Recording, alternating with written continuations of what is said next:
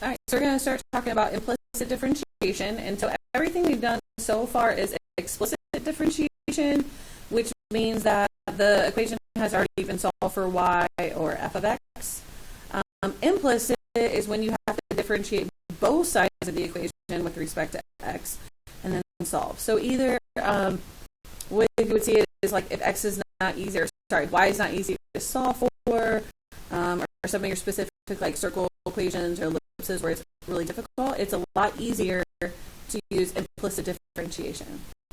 So we're going to do a couple examples today talking about it. So when we're talking about differentiating with respect to x, x is our main focus. So we still find the derivative of y, which we've talked about as y prime. So you can write y prime if you want. I'm going to write dy dx. And the reason why is sometimes I think it's hard to differentiate the difference between a y prime and a y.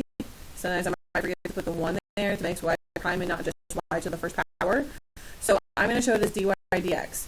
You, instead of dy dx, you can put y prime. They mean the same thing. Okay, and you will see both of them used in this chapter, or in this section. You'll see me use both of them on the notes. It's just, I think it's easier to see dy dx and so that you can tell the difference.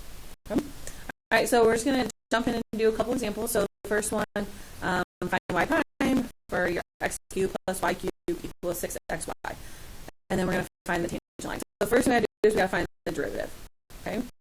So when we're finding the derivative, when you're finding the derivative of x, nothing changes. So like if I want to do the derivative, as you can tell from this equation, we're not going to solve for y. It's too complicated because we have a cube here, we have a y there.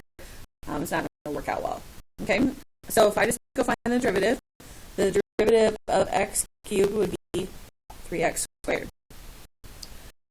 Okay, so the derivative of y cubed.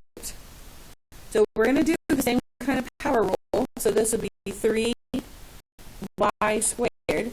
But because it's not an x, we need to attach either the y prime or the dy dx at the end.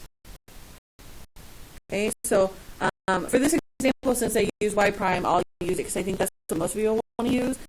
Just make sure you know that's not y to the first power. That's y prime. Okay, and you only do that on derivatives of y parts. Derivative of x, nothing changes. Okay, then I will have equal to, okay, 6xy. That is a product rule. So I'm going to keep the 6 with the x instead of multiplying at the end. So I would have,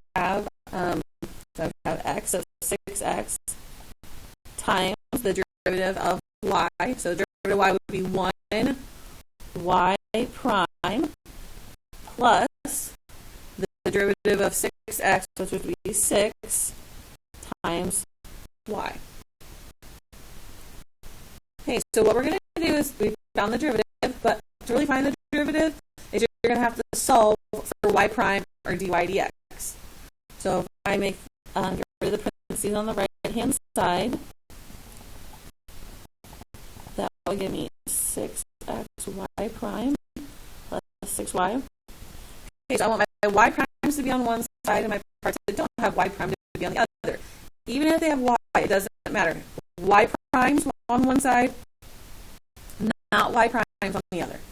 So I'm going to get my y primes on the left, the parts that don't have y prime on the right. So I would have 3x squared y prime, and then I would have minus 6xy prime, so I'm going to move that to the other side. And on the right hand side, I would have 6y minus 3x squared. Sorry. Okay, and then on the left-hand side, those both have a y prime, so I factor that out. And I'm left with 3x squared minus 6x. So 6y minus 3x squared. And then I would divide by 3x squared minus 6x.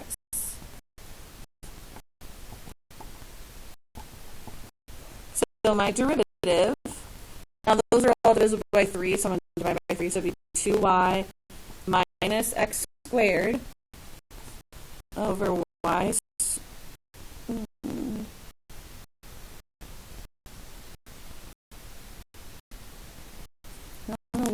turn this into an x squared because this should have been a y squared the whole way through.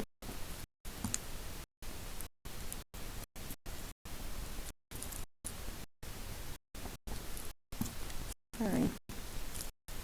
I don't know why I changed variables. This was a y squared right here, so it needs to stay a y squared all the way through. So that would be y squared minus 2x.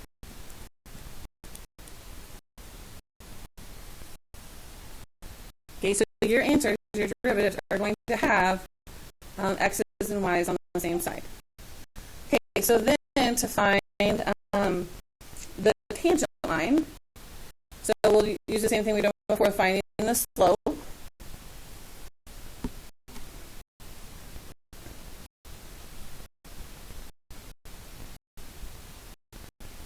Okay, so that's my equation, my slope. Now this time I'm going to have to plug in x and y because I have x's and y's on the same side. So I'd have 2 times 3 minus 3 squared. Now, just because x and y are both 3, that's why I'm putting in 3. But remember this, we're going for your x value, that we're going for your y value. Divided by 3 squared minus 2 times 3. I'd have 6 minus 9 over 9 minus 6. So negative 3 over 3, which is negative 1, would be my slope. So my equation would be y minus 3 equals negative 1 times x minus 3. And when I solve this equation, I would have negative x plus 6. That would be my tangent. Okay, and remember, if it asks for a normal line, it's the same process, finding the slope, but instead of using your slope as negative 1, it's the opposite reciprocal slope before you write your equation.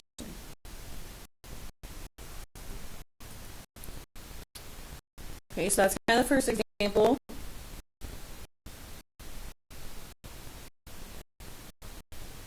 Okay, and like I said, I don't care if you use y prime or dy dx, just make sure you know y prime is y prime and not y to the first power. Alright, so we do another example.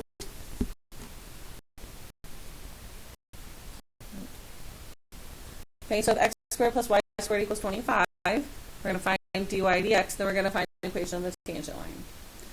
Okay, so the derivative of x squared plus y squared equals 25, so that would be, derivative of x squared would be 2x.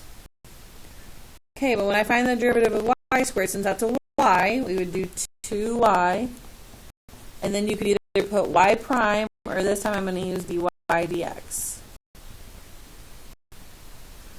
Okay, and then the derivative of 25 is 0. Okay, so then I would solve for dy dx. So the first thing I would do, since this has the test, move it out to the other side. So I'd have 2y dy dx equals negative 2x. And then I would divide both sides by 2y. So dy dx, which is the same thing as y prime, and those are both of those by 2, would be negative x over y.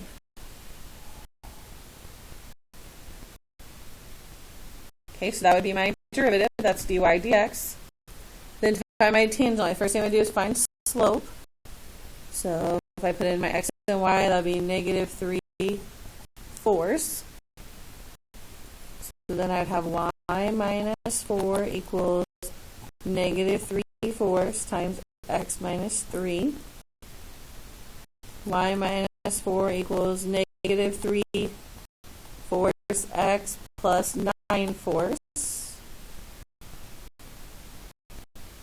Okay, or 2 and 2/4 doesn't matter.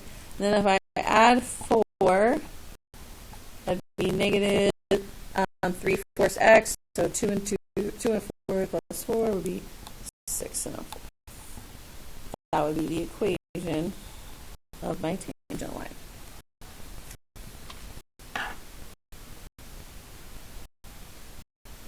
Okay, so there's a couple problems, introduction into implicit differentiation, which we will talk more about next time we meet.